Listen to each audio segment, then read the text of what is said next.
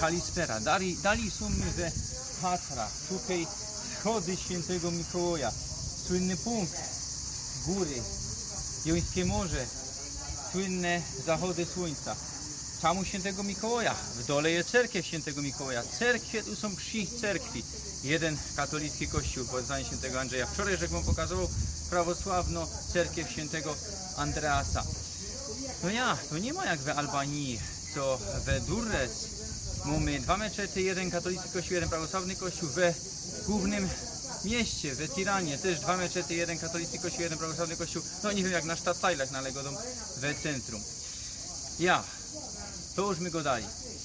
No i mamy tutaj, zaraz będziemy iść, zamek ze bizantyjskich czasów, ze VI stulecia.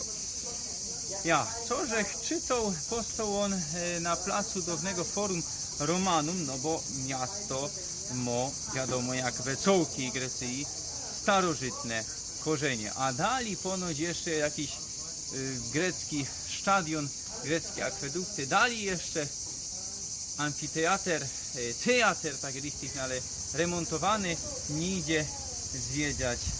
No toż idziemy, a my jutro jeszcze widzimy się ze Patra.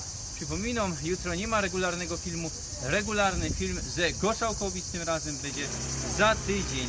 Genau, a ja was proszę do starych filmów, no i do tych shortów. Filujcie mnie też na Facebooku i Instagramie, a potem już od września co tydzień wracamy i jadymy durś. Byćcie ze mną, bo nie zwolnimy tempa.